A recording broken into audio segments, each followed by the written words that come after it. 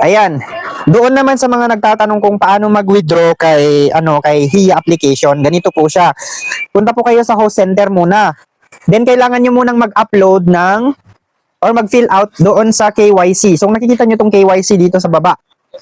I-click nyo po yan, then ayan, ang hanap dyan is passport or ID card. So I suggest po, wag na lang kayong gumamit ng mga government ID nyo. Kasi ang karamihan sa mga host ko, ang ginamit nila is mga pictures po nila.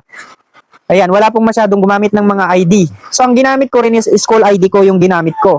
So, kung natatakot kayo na malik yung mga information nyo about sa mga government IDs ninyo, mas maganda yung mga old na lang na mga ID ninyo o picture na lang ang ilagay nyo. So, hanggang mag-review pass po siya. Then, dito sa contact number, lagay nyo yung any SIM card or any WhatsApp contact na pwede nilang pagkontakan, parang ganun. Then, dito sa description, pwede nyong lagyan yan. Lagyan nyo lang kahit konti. Kumbaga sa other description is, I uploaded my photo. Mga ganun lang. Kayo na bahala kung ano yung ilagay nyo. Hindi naman importante yan eh. Then, antayin nyo, pag under review, antayin nyo na mag-review pass. So, mag-exit muna kayo. Then, habang hindi pa siya naging successful yung pag-review nila, mag-ano muna kayo.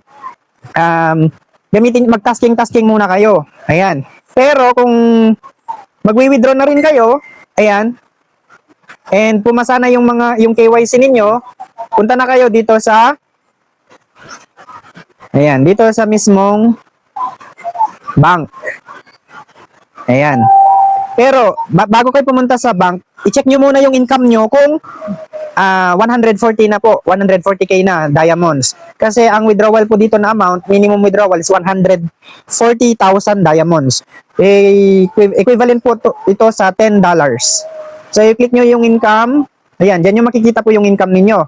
Then, pwede kayong mag-withdraw through coin seller withdraw. Ayan. Or, ayan, through coin seller withdraw, si AG Talents, ganyan. Pwede po kayo dyan na mag-withdraw. Kasi kay AG Talent po kami. Pero ganito yung gawin ninyo. Para kung gusto nyong mag-withdraw na through GCash, punta kayo sa host center. Ayan. Makikita nyo itong bank accounts. Click nyo yan. Then, add payment method. I-click nyo yung category. Nandito po, GCash, USDT. So, i-click nyo yung GCash kung GCash yung karamihang ginagawa nyo or ginagamit nyo. Then, click confirm. Then, ilagay nyo na yung number nyo sa GCash.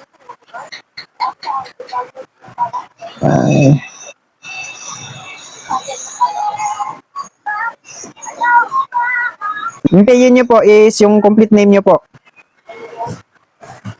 Ayan.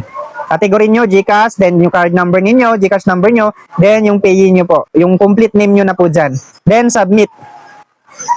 Ayan. Then, yan pwede nyo na siyang gamitin pag, ano na siya, nakapasa na siya sa review.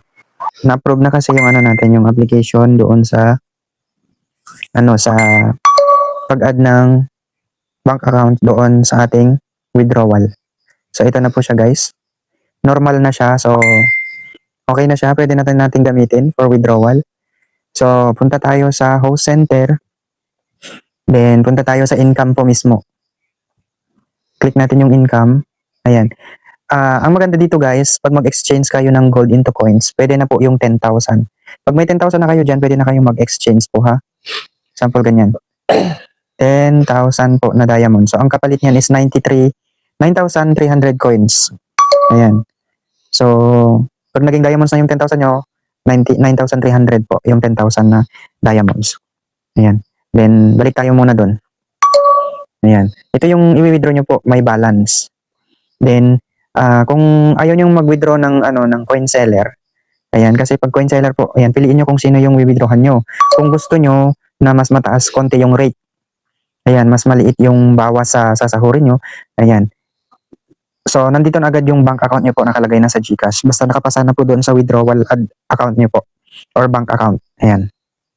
Pag nakapasa na, automatic na nalalabas dito sa withdrawal method. So, pili lang kayo ng coin seller kung kanino kayo mag-withdraw. Lalo na kung saan kayo nag-RC, pwede kayong mag-withdraw doon. Ayan, then, yan, $10 na yung pwede nyong withdraw. Then, i-click nyo lang siya, then i-submit nyo. Okay, submit nyo na. Then, screenshot nyo yan, then isend nyo sa GC kung saan kayo mag-withdraw. Okay, pero kung gusto nyo naman is yung official, lang ang gagamitin nyo, ito, official withdraw. Yan, kayo mismo yung mag-withdraw sa sarili ninyong account. Yan, pero, And for example, 140,000 yung i-withdraw ninyo. Ayan.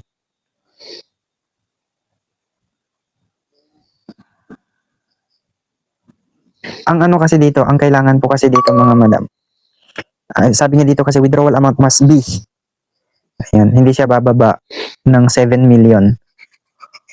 Pero itry nyo pa rin mag-withdraw kung pwede guys. Kasi automatic na lalabas na yung withdrawal ano ninyo, bank account niya dito sa ano, taas niya, dito sa baba ng withdrawal method na ano, nakasulat. Then i-type nyo na lang kung magkano yung i-withdraw nyo. I-try nyo na lang i-withdraw. So yung $10 nyo, magiging $9 na lang. $1 po yung may babawas doon sa sasakurin nyo. Ayan, ganun po siya. Then submit nyo na lang.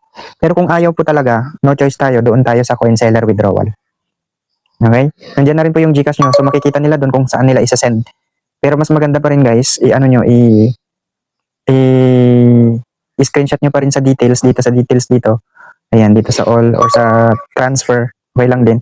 Or sa all. Ayan. Magpapakita yung withdrawal nyo doon. Then, yun. Screenshot nyo lang din, ibigay nyo doon sa withdrawal coin seller. Ganun lang po. Ayan. So, tatlo yan. Exchange gold to coins. Ang pinakamababa is 10,000. Ayan. Pwede kayong mag-exchange. Tapos, ayan. Sa coin seller withdrawal. Ayan. Then, pwede kayong mag-direct dito sa official withdrawal. Ayan. I-test nyo lang po kasi wala pang nag-withdraw sa amin kasi bago pa lang yung app. So, try lang natin kung ano yung mas maganda. Okay. Pero ganyan yung tutorial natin sa pag-withdraw.